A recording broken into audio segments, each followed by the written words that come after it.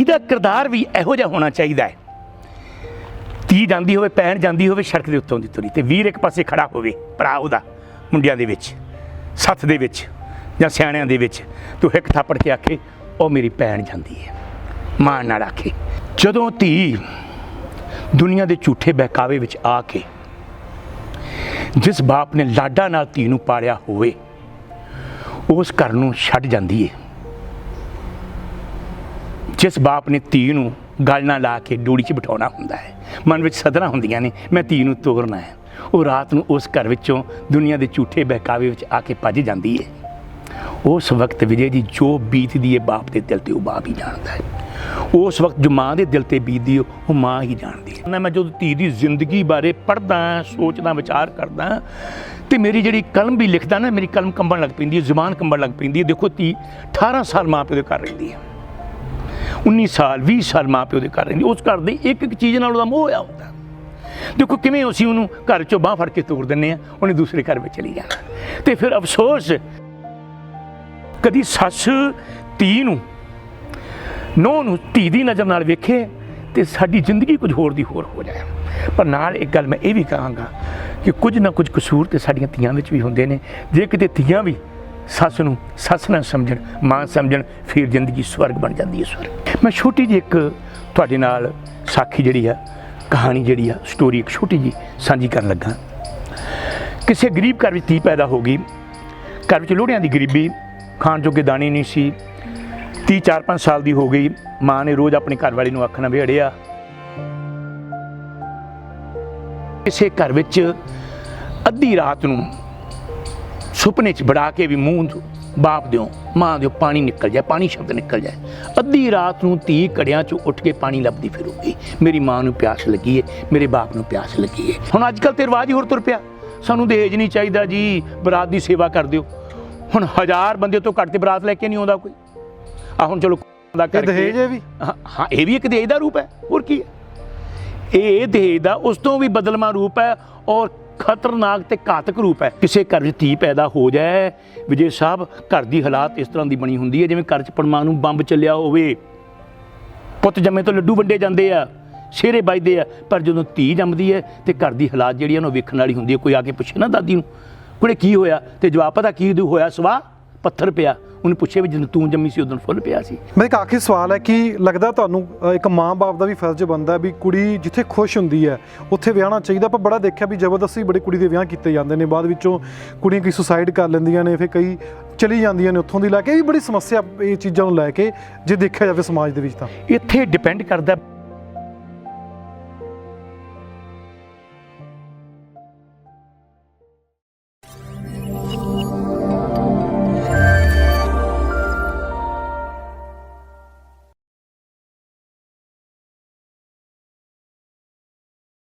ਸੋ ਕਿਉ ਮੰਦਾ ਆਖੀਐ ਜਿੱਤ ਜੰਮੇ ਦਾ ਜਾਨ। ਸਤਿ ਸ਼੍ਰੀ ਅਕਾਲ ਦੋਸਤੋ, ਪੰਜਾਬ ਨਿਊਜ਼ 'ਤੇ ਤੁਹਾਡਾ ਸਭ ਦਾ ਸਵਾਗਤ ਹੈ। ਜੇ ਗੱਲ ਆਪਾਂ ਕਰੀਏ ਔਰਤਾਂ ਦੀ, ਉਸ ਨੂੰ ਲੈ ਕੇ ਲਗਾਤਾਰ ਹੀ ਅਲੱਗ-ਅਲੱਗ ਤਰੀਕੇ ਦੇ ਨਾਲ ਅਲੱਗ-ਅਲੱਗ ਢਾਡੀਆਂ ਨੇ, ਅਲੱਗ-ਅਲੱਗ ਕਥਾਵਾਚਕਾਂ ਨੇ, ਅਲੱਗ-ਅਲੱਗ ਬੁੱਧੀਜੀਵਾਂ ਨੇ ਸੰਖੇਪ ਵਿੱਚ ਦੱਸਿਆ ਤੇ ਲਿਖਿਆ। ਜਦੋਂ ਚਰਚਾ ਔਰਤ 'ਤੇ ਹੁੰਦੀ ਹੈ ਤਾਂ ਲਗਾਤਾਰ ਸਮਾਜ ਦੇ ਵਿੱਚ ਮੁੱਦੇ ਵੀ ਉੱਠਦੇ ਆਉਂਦੇ ਨੇ।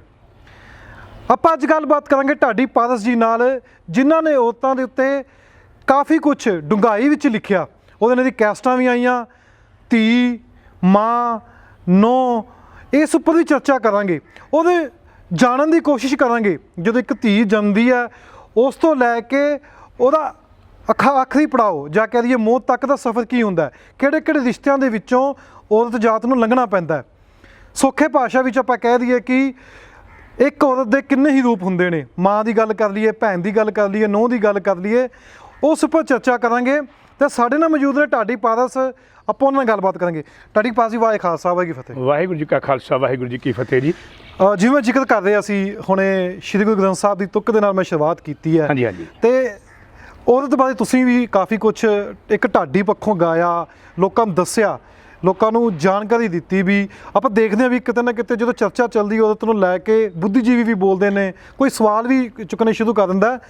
ਔਰਤ ਦੀ ਜ਼ਿੰਦਗੀ ਬਾਰੇ ਜਾਣਨਾ ਹੋਵੇ, ਜਿਵੇਂ ਮੈਂ ਜ਼ਿਕਰ ਕਰ ਰਿਹਾ ਸੀ, ਔਰਤ ਦੀ ਜਨਮ ਤੋਂ ਲੈ ਕੇ ਮੌਤ ਦੇ ਵਿੱਚ ਕਿੰਨੇ ਹੀ ਰਿਸ਼ਤੇ ਹੁੰਦੇ ਨੇ। ਜੇ ਔਰਤ ਦੇ ਜਨਮ ਤੋਂ ਆਪਾਂ ਗੱਲ ਕਰੀਏ, ਕਿਹੋ ਜਿਹੇ ਰਿਸ਼ਤਿਆਂ ਵਿੱਚ ਬੰਨ ਕੇ ਅਖੀਰਲੇ ਸਾਹ ਤੱਕ ਦੇਖੋ ਜੀ, ਔਰਤ ਦੇ 3 ਰੂਪ ਨੇ, ਧੀ, ਪਤਨੀ ਤੇ ਮਾਂ। ਤਿੰਨੇ ਰੂਪ ਹੀ ਔਰਤ ਦੇ ਸੇਵਾ ਦਾ ਰੂਪ ਨੇ। ਸੰਸਾਰ ਤੇ ਔਰਤ ਨਾ ਹੁੰਦੀ ਤੇ ਸੇਵਾ ਸ਼ਬਦ ਹੀ ਖਤਮ ਹੋ ਜਾਣਾ ਸੀ। ਮੈਂ ਗੱਲ ਕਰਾਂ ਧੀ ਦੀ ਸੇਵਾ, ਗੱਲ ਕਰਾਂ ਪਤਨੀ ਦੀ ਸੇਵਾ ਦਾ ਰੂਪ, ਗੱਲ ਕਰਾਂ ਮਾਂ ਦੀ ਸੇਵਾ ਦਾ ਰੂਪ। ਮੈਂ ਛੋਟੀ ਜਿਹੀ ਇੱਕ ਤੁਹਾਡੇ ਨਾਲ ਸਾਖੀ ਜਿਹੜੀ ਆ, ਕਹਾਣੀ ਜਿਹੜੀ ਆ, ਸਟੋਰੀ ਇੱਕ ਛੋਟੀ ਜਿਹੀ ਸਾਂਝੀ ਕਰਨ ਲੱਗਾ। ਕਿਸੇ ਗਰੀਬ ਘਰ ਵਿੱਚ ਧੀ ਪੈਦਾ ਹੋ ਗਈ। ਘਰ ਵਿੱਚ ਲੋਹੜਿਆਂ ਦੀ ਗਰੀਬੀ, ਖਾਣ ਜੋਗੇ ਦਾਣੇ ਨਹੀਂ ਸੀ। 30-4-5 ਸਾਲ ਦੀ ਹੋ ਗਈ। ਮਾਂ ਨੇ ਰੋਜ਼ ਆਪਣੀ ਘਰਵਾਲੀ ਨੂੰ ਆਖਣਾ ਵੀ ਅੜਿਆ ਵੀ ਇਹਦਾ ਕਿਤੇ ਨਾ ਕਿਤੇ ਸਿਆਪਾ ਕਰ ਦੇ, ਦੇਖ ਕਿਵੇਂ ਕੌੜੀ ਵੇਲ ਵਾਂਗ ਵਧੀ ਜਾਂਦੀ ਹੈ, ਕੌਣ ਲੈ ਕੇ ਜਾਏਗਾ ਧੀ ਨੂੰ। ਦੁਨੀਆ ਨੂੰ ਧੀ ਨਹੀਂ ਚਾਹੀਦੀ, ਧਨ ਚਾਹੀਦਾ, ਕਿਉਂਕਿ ਦੁਨੀਆ ਧੀ ਨਹੀਂ ਭਾਲਦੀ, ਧਨ ਭਾਲਦੀ ਹੈ, ਦਹੇਜ ਭਾਲਦੀ ਹੈ, ਦਾਜ ਭਾਲਦੀ ਹੈ। ਇੱਕ ਦਿਨ ਬਾਪ ਨੇ ਦਿਲ ਤੇ ਪੱਥਰ ਰੱਖਿਆ, ਆਪਣੀ ਘਰਵਾਲੀ ਨੂੰ ਆਖਿਆ ਅੜੀਏ ਆਪਣੀ ਧੀ ਨੂੰ ਤਿਆਰ ਕਰ ਦੇ, ਮੈਂ ਅੱਜ ਦਾ ਫਾਹਾ ਵੱਢਿਆ ਵਾਂ, ਕੰਮ ਨਿਬੇੜ ਆਵਾਂ, ਖਹਿੜਾ ਛੁੱਟ ਜਾਏ। ਮਾਂ ਨੇ ਧੀ ਨੂੰ ਨਵਾਇਆ, ਪੂਰਿਆ ਕਰਕੇ ਗਰੀਬੀ ਦੀ ਹਾਲਾਤ ਵਿੱਚ ਜਿਹੜੇ ਨਵੇਂ ਕੱਪੜੇ ਤਿਆਰ ਕੀਤੇ ਹੋਏ ਸਨ ਉਹ ਉਹਨੂੰ ਪਹਿਨਾਏ। ਹੁਣ ਮਾਂ ਧੀ ਨੂੰ ਕੁੱਟ-ਕੁੱਟ ਕੇ ਛਾਤੀ ਨਾਲ ਲਾ ਕੇ ਪਿਆਰ ਕਰ ਰਹੀ ਹੈ। ਆਖਰੀ ਮਿਲਣੀ ਸੀ। ਧੀ ਸੋਚਦੀ ਹੈ ਕਿ ਮਾਂ ਮੇਰੇ ਨਾਲ ਅੱਜ ਇੰਨਾ ਮੋਹ ਕਿਉਂ ਕਰ ਰਹੀ ਹੈ। ਧੀ ਨੇ ਮਾਂ ਨੂੰ ਆਖਿਆ, ਮਾਂ ਤੂੰ ਮੇਰੇ ਨਾਲ ਕਦੀ ਇੰਨਾ ਪਿਆਰ ਨਹੀਂ ਕੀਤਾ ਜਿੰਨਾ ਅੱਜ ਕਰ ਰਹੀ ਹੈ, ਕੀ ਕਾਰਨ ਹੈ? ਮੈਨੂੰ ਕਿਤੇ ਦੂਰ ਭੇਜਣ ਲੱਗੀ ਹੈ? ਤੂੰ ਤੇ ਮੈਨੂੰ ਮਰ ਜਾਣੀ ਆਖਦੀ ਹੁੰਦੀ ਸੀ, ਅੱਜ ਮੈਨੂੰ ਕਿਤੇ ਦੂਰ ਭੇਜ ਰਹੀ ਹੈ ਜੋ ਮੇਰੇ ਨਾਲ ਇੰਨਾ ਪਿਆਰ ਕਰ ਰਹੀ ਹੈ। ਮਾਂ ਮੈਨੂੰ ਪਤਾ ਆਪਣੇ ਘਰ ਵਿੱਚ ਗਰੀਬੀ ਹੈ, ਮੈਂ ਅੱਧੀ ਰੋਟੀ ਖਾ ਕੇ ਤੇਰੇ ਕੋਲ ਹੋਰ ਰੋਟੀ ਨਹੀਂ ਮੰਗਦੀ, ਮੈਂ ਅੱਧੀ ਰੋਟੀ ਨਾਲ ਗੁਜ਼ਾਰਾ ਕਰ ਲੂੰ, ਪਰ ਮਾਂ ਮੈਨੂੰ ਕਿਤੇ ਦੂਰ ਨਾ ਭੇਜੀ। ਕੌਣ ਜਾਣਦਾ ਸੀ ਮਾਂ ਤੇ ਧੀ ਦੀ ਅੱਜ ਆਖਰੀ ਮੁਲਾਕਾਤ ਹੈ। ਬਾਪ ਨੇ ਮਾਂ ਨਾਲੋਂ ਧੀ ਨੂੰ ਤੋੜਿਆ, ਘਰ ਚੋਂ ਗੜਾਸਾ ਲਿਆ, ਕਈ ਲਈ, ਕਈ ਮੋਢੇ ਤੇ ਰੱਖੀ, ਇੱਕ ਹੱਥ ਵਿੱਚ ਗੜਾਸਾ ਫੜਿਆ, ਧੀ ਨੂੰ ਉਂਗਲੀ ਲਾਈ ਤੇ ਜੰਗਲ 'ਚ ਲੈ ਗਿਆ। ਇੱਕ ਪਾਸੇ ਧੀ ਨੂੰ ਬਿਠਾ ਦਿੱਤਾ ਔਰ ਕਈ ਨਾਲ ਟੋਆ ਪੁੱਟਣਾ ਸ਼ੁਰੂ ਕੀਤਾ ਹੈ, ਜਿਸ ਟੋਏ ਵਿੱਚ ਆਪਣੀ ਧੀ ਨੂੰ ਹੱਥੀਂ ਵੱਢ ਕੇ ਦੱਬਣਾ ਹੈ। ਹੁਣ ਟੋਆ ਪੁੱਟ ਰਿਹਾ, ਬਾਪ ਟੋਆ ਪੁੱਟ ਰਿਹਾ। ਕੀ ਹੋਇਆ? ਮਿੱਟੀ ਪੁੱਟਕੀ ਕਈ ਦੇ ਨਾਲੋਂ ਬਾਪ ਦੀ ਦਾੜੀ 'ਚ ਪਈ। ਸਾਹਮਣੇ ਬੈਠੀ ਧੀ ਕੋਲੋਂ ਵੇਖ ਕੇ ਸਹਾਰੀ ਨਾ ਗਈ, ਉੱਠੀ ਆ ਕੇ ਬਾਪ ਦੀ ਦਾੜੀ ਛਾੜੀ। ਬਾਪ ਨੇ ਦਬਕਾ ਮਾਰਿਆ, ਬਹਿ ਜਾ ਆਰਾਮ ਨਾਲ। ਧੀ ਜਾ ਕੇ ਫਿਰ ਬੈਠ ਗਈ। ਬਾਪ ਨੇ ਫਿਰ ਟੋਆ ਪੁੱਟਣਾ ਸ਼ੁਰੂ ਕੀਤਾ, ਫਿਰ ਮਿੱਟੀ ਪੁੱਟਕੀ ਬਾਪ ਦੀ ਦਾੜੀ 'ਚ ਪਈ। ਧੀ ਨੇ ਫਿਰ ਉੱਠ ਕੇ ਆ ਕੇ ਬਾਪ ਦੀ ਦਾੜੀ ਛਾੜੀ। ਬਾਪ ਨੇ ਦਬਕਾ ਮਾਰਿਆ, ਫਿਰ ਜਾ ਕੇ ਬੈਠ ਗਈ। ਜਦੋਂ ਤੀਸਰੀ ਵਾਰ ਕਈ ਨਾਲ ਮਿੱਟੀ ਪੁੱਟ ਕੇ ਦਾੜੀ 'ਚ ਪਈ, ਧੀ ਨੇ ਨਹੀਂ ਪਰਵਾਹ ਕੀਤੀ ਵੀ ਮੇਰੇ ਬਾਪ ਨੇ ਮੈਨੂੰ ਦਬਕੇ ਮਾਰੇ ਨੇ, ਮੈਂ ਬੈਠੀ ਰਹਾਂ। ਨਹੀਂ, ਫਿਰ ਆਈ ਆ ਕੇ ਨਾਲੇ ਬਾਪ ਦੀ ਦਾੜੀ ਝਾੜਦੀ ਹੈ, ਨਾਲੇ ਆਖਦੀ ਬਾਪੂ ਨਾ ਟੋਆ ਪੁੱਟ। ਆਪਾਂ ਟੋਆ ਪੁੱਟ ਕੇ ਕੀ ਕਰਨਾ ਹੈ? ਦੇਖ ਮੇਰੇ ਬਾਪ ਦੀ ਕਿੰਨੀ ਸੋਹਣੀ ਦਾੜੀ ਲਿਬੜ ਰਹੀ ਹੈ। ਕੌਣ ਜਾਣਦਾ ਸੀ ਇਸ ਧੀ ਦੀ ਬਾਪ ਜਿਉਂਦੀ ਦੀ ਕਬਰ ਪੁੱਟ ਰਿਹਾ ਹੈ, ਜਿਹੜੀ ਧੀ ਬਾਪ ਦੀ ਲਿਬੜੀ ਹੋਈ ਦਾੜੀ ਨੂੰ ਵੇਖ ਕੇ ਸਹਾਰ ਨਹੀਂ ਸਕਦੀ। ਬਾਪ ਦਾ ਪੱਥਰ ਮਨ ਪਿਘਲ ਗਿਆ। ਉਹਨੇ ਕੁੱਟ ਕੇ ਧੀ ਨੂੰ ਛਾਤੀ ਨਾਲ ਲਾ ਲਿਆ, ਆਖਣ ਲੱਗਾ, ਧੀਏ ਹੁਣ ਮੈਂ ਤੈਨੂੰ ਮਾਰਨਾ ਨਹੀਂ, ਜਿਵੇਂ ਦਿਨ ਕੱਟ ਹੋਏ ਕੱਟ ਲਵਾਂਗਾ। ਕਹਿਣ ਤੋਂ ਭਾਵ ਧੀ ਜਿਹੜੀ ਆ ਨਾ ਉਹ ਸੇਵਾ ਦਾ ਰੂਪ ਹੈ, ਸੇਵਾ ਦਾ ਰੂਪ। ਕਿਸੇ ਘਰ ਵਿੱਚ ਅੱਧੀ ਰਾਤ ਨੂੰ ਸੁਪਨੇ 'ਚ ਬੜਾ ਕੇ ਵੀ ਮੂੰਹ ਬਾਪ ਦਿਓ ਮਾਂ ਦਿਓ ਪਾਣੀ ਨਿਕਲ ਜਾਏ, ਪਾਣੀ ਸ਼ਬਦ ਨਿਕਲ ਜਾਏ। ਅੱਧੀ ਰਾਤ ਨੂੰ ਧੀ ਘੜਿਆਂ 'ਚੋਂ ਉੱਠ ਕੇ ਪਾਣੀ ਲੱਭਦੀ ਫਿਰੂਗੀ, ਮੇਰੀ ਮਾਂ ਨੂੰ ਪਿਆਸ ਲੱਗੀ ਹੈ, ਮੇਰੇ ਬਾਪ ਨੂੰ ਪਿਆਸ ਲੱਗੀ ਹੈ, ਅਤੇ ਲੈ ਕੇ ਕੀ ਜਾਣਾ ਹੈ? ਜੋ ਦੇ ਦਿਓ। ਕਿਉਂਕਿ ਧੀਆਂ ਦਾ ਫਰਮਾਇਸ਼ ਨਹੀਂ ਹੁੰਦੀ, ਫਰਮਾਇਸ਼ ਪੁੱਤਾਂ ਦੀ ਹੁੰਦੀ ਹੈ। ਹੁਣ ਅੱਧੀ ਰਾਤ ਨੂੰ ਘੜਿਆਂ 'ਚ ਪਾਣੀ ਲੱਭਦੀ ਫਿਰੇਗੀ ਧੀ, ਜਿਹਦੀ ਕੋਈ ਫਰਮਾਇਸ਼ ਨਹੀਂ, ਅਤੇ ਪੁੱਤ ਨੂੰ ਜਿਹਨੇ ਬਾਪ ਦੀ ਜ਼ਮੀਨ ਵੀ ਲੈਣੀ ਹੈ, ਬਾਪ ਕੋਲੋਂ ਫਰਮਾਇਸ਼ਾਂ ਵੀ ਪੂਰੀਆਂ ਕਰਾਉਣੀਆਂ ਨੇ। ਉਹ ਬਾਪੂ ਉਹ ਲੈ ਦੇ ਮੈਨੂੰ ਨਵੇਂ ਮਾਡਲ ਦੀ ਗੱਡੀ, ਤੈਨੂੰ ਇੱਕ ਰਾਤ ਦਿੰਦਾ ਨਹੀਂ, ਦੂਜੀ ਰਾਤ ਗੱਡੀ ਚਾੜ੍ਹ ਦੂੰ। ਉਸ ਪੁੱਤ ਨੂੰ ਅੱਜ ਹੀ ਅਜਮਾ ਕੇ ਵੇਖ ਲਿਓ, ਆਖਿਓ ਵੀ ਪੁੱਤ ਮੈਂ ਮਰ ਚੱਲਿਆ ਓਏ, ਉਹ ਮੈਨੂੰ ਪਾਣੀ ਦਾ ਘੁੱਟ ਪਿਲਾ ਦੇ ਅੱਧੀ ਰਾਤ ਨੂੰ। ਬਾਪ ਕੋਲੋਂ ਤਰਲੇ ਕੱਢਦਾ ਹੋਵੇ ਬਾਪ, ਪੁੱਤ ਕੋਲੋਂ ਪਾਣੀ ਨਹੀਂ ਸਰੇਗਾ, ਬੇਸ਼ੱਕ ਸਵੇਰ ਨੂੰ ਬਾਪ ਦੀ ਆਰਾਮ ਨਾਲ ਸੱਤ ਹੋਈ ਹੋਵੇ। ਸੋ ਮੇਰੇ ਕਹਿਣ ਤੋਂ ਭਾਵ ਇਹ ਜੀ, ਸੇਵਾ ਦਾ ਨਾਂ ਧੀ ਹੈ। ਜਿਸ ਦਿਨ ਸੰਸਾਰ 'ਚੋਂ ਧੀ ਖਤਮ ਹੋ ਗਈ, ਸੇਵਾ ਸ਼ਬਦ ਖਤਮ ਹੋ ਗਿਆ। ਸਮਾਜ ਨੂੰ ਸਮਝ ਲੱਗਦੀ ਗੱਲ, ਆਪਾਂ ਬੜੇ ਚਰਚਾ ਕਰਨੀ ਇਸ ਉੱਪਰ, ਅਖਬਾਰਾਂ ਵੀ ਭਰੀਆਂ ਹੁੰਦੀਆਂ ਨੇ ਕਿ ਇੱਕ ਦਹੇਜ ਦੇ ਕਾਰਨ ਧੀ ਦੀ ਬਲੀ ਹੋ ਗਈ। ਕੁਝ ਸਮਾਂ ਪਹਿਲਾਂ ਵੀ ਇੱਦਾਂ ਹੋਇਆ, ਕੋਈ 15-20 ਦਿਨ ਪਹਿਲਾਂ ਦੀ ਵੀ ਗੱਲ ਹੈਗੀ ਸੀ, ਮਾਲਵੇ ਵਾਲੇ ਪਾਸੋਂ ਦੀ ਇੱਕ ਕੁੜੀ ਨੂੰ ਦਹੇਜ ਦੇ ਖਾਤਰ ਬਲੀ ਚਾੜ ਦਿੱਤਾ ਜਾਂਦਾ ਹੈ। ਸਮਾਜ ਕੀ ਇਸ ਚੀਜ਼ ਦਾ ਗੌਰ ਕਰਦਾ? ਆਪਾਂ ਗੱਲਾਂ ਦੇਖੀਆਂ ਨੇ, ਸੁਣੀਆਂ ਵੀ, ਤੁਸੀਂ ਵੀ ਗੱਲਾਂ ਕਰਦੇ ਹੋ, ਬਾਕੀ ਹੋਰ ਵੀ ਕਰਦੇ ਨੇ। ਸਮਾਜ ਦੀ ਕੀ, ਸਮਾਜ ਇਸ ਚੀਜ਼ ਨੂੰ ਸਮਝਦਾ? ਸਮਾਜ ਨਹੀਂ ਸਮਝ ਰਿਹਾ। ਜੇ ਕਿਤੇ ਸਮਾਜ ਸਮਝਦਾ ਹੋਵੇ ਤੇ ਅਸੀਂ ਧੀ ਨਾਲ ਨਫ਼ਰਤ ਨਾ ਕਰੀਏ। ਸਾਡੀ ਧੀ ਨਾਲ ਨਫ਼ਰਤ ਕਿਉਂ ਹੈ? ਸਿਰਫ ਇਸ ਕਰਕੇ ਆ ਕਿ ਸਾਨੂੰ ਇਹਦਾ ਦਾਜ ਦਹੇਜ ਤਿਆਰ ਕਰਨਾ ਪਏਗਾ। ਕਿਉਂਕਿ ਅਸੀਂ ਕਹਿ ਦਿੰਦੇ ਹਾਂ ਕਿ ਅਸੀਂ ਦਹੇਜ ਨਹੀਂ ਮੰਗਦੇ, ਪਰ ਵੀਰ ਜੀ ਅਸੀਂ ਅੰਦਰੋਂ ਅਸੀਂ ਜ਼ਰੂਰ ਦਹੇਜ ਦੇ ਲਾਲਚੀ ਹੁੰਦੇ ਹਾਂ। ਸਾਡੇ ਮਨ ਵਿੱਚ ਹੁੰਦਾ ਹੁਣ ਅੱਜ ਕੱਲ੍ਹ ਤੇ ਰਿਵਾਜ ਹੀ ਹੋਰ ਤੁਰ ਪਿਆ, ਸਾਨੂੰ ਦਹੇਜ ਨਹੀਂ ਚਾਹੀਦਾ ਜੀ, ਬਰਾਤ ਦੀ ਸੇਵਾ ਕਰ ਦਿਓ। ਹੁਣ 1000 ਬੰਦੇ ਤੋਂ ਘੱਟ ਤੇ ਬਰਾਤ ਲੈ ਕੇ ਨਹੀਂ ਆਉਂਦਾ ਕੋਈ। ਆ ਹੁਣ ਚਲੋ ਕਰੋਨਾ ਦਾ ਕਰਕੇ ਦਹੇਜ ਇਹ ਵੀ ਹਾਂ ਇਹ ਵੀ ਇੱਕ ਦਹੇਜ ਦਾ ਰੂਪ ਹੈ, ਹੋਰ ਕੀ ਹੈ।